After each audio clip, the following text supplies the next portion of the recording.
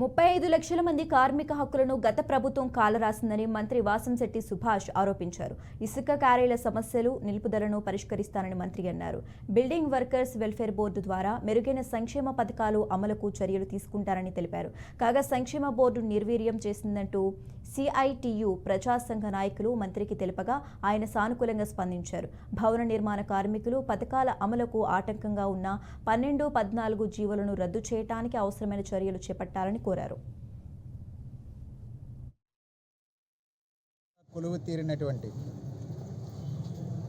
One సైడ్గా ప్రజామోదంతో అధికారంలోకి వచ్చినటువంటి చంద్రబాబు నాయుడు ప్రభుత్వం, అట్లాగే నూతనంగా కార్మిక శాఖ బాధ్యతలు తీసుకున్నటువంటి మంత్రి సుభాష్, వీరందరికీ కూడా మేము పీడీఎఫ్ ఎమ్మెల్సీగా సిఐటియు ప్రజా సంఘాల తరపున శుభాకాంక్షలు తెలియజేస్తూ ఉన్నాం.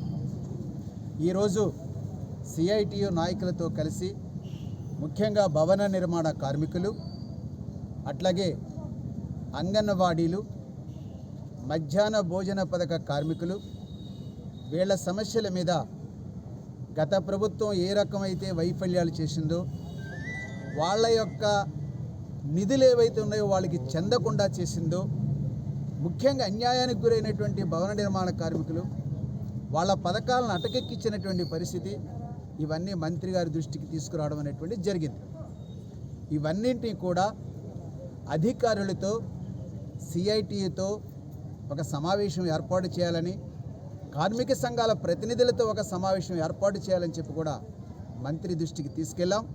ఆ రకంగా త్వరలో ఆ రకమైనటువంటి ఏర్పాటు చేస్తామని చెప్పి మంత్రి హామీ ఇచ్చారు. అలాగే ముఖ్యంగా అంగన్వాడీలు, ఆశాలు, లేదా కాంట్రాక్ట్ అవుట్సోర్సింగ్గా ఉన్నటువంటి వాళ్ళు గత ప్రభుత్వం అధికారంలోకి వచ్చిన తర్వాత రాజకీయ కారణాలతో వాళ్ళందరినీ ఎట్లయితే తొలగించిందో అదే రకమైన పరిస్థితిలో సిఐటియు అనుబంధంగా ఉన్న ఆంధ్రప్రదేశ్ బిల్డింగ్ వర్కర్స్ ఫెడరేషన్ తరఫున ఈరోజు రామచంద్రాపురంలో కార్మిక శాఖ మంత్రి గారిని, ఎమ్మెల్సీ ఐ వెంకటేశ్వరరావుతో కలిసి భవన నిర్మాణ కార్మికులు ఎదుర్కొంటున్నటువంటి సమస్యల మీద వినతి పత్రం ఇవ్వడం జరిగింది. రాష్ట్రంలో 35 లక్షల మంది భవన నిర్మాణ కార్మికులు గత ప్రభుత్వ హయాంలో చాలా తీవ్రమైనటువంటి ఇబ్బందులకు గురయ్యారు. ప్రధానంగా ఇసుక లేకపోవటం, భవన నిర్మాణ కార్మికుల సంక్షేమానికి ఉన్నటువంటి బోర్డుని పూర్తిగా ఏంటంటే నిర్వీర్యం చేసింది వైఎస్ఆర్ పార్టీ ప్రభుత్వం. 12, 14 జీవో అనేది ఇష్యూ చేసి సంక్షేమ బోర్డు ద్వారా వచ్చేటటువంటి మొత్తం పథకాలని భవన నిర్మాణ కార్మికులకి చెందకుండా ఆగిపోయింది. పర్యవసానంగా 22 లక్షల మంది భవన నిర్మాణ కార్మికులు రాష్ట్రంలో నమోదైనటువంటి వాళ్ళు ఉన్నారు. వాళ్ళు ఈ ఫలితాలేవి పొందలేక ఇబ్బంది పడినటువంటి పరిస్థితి.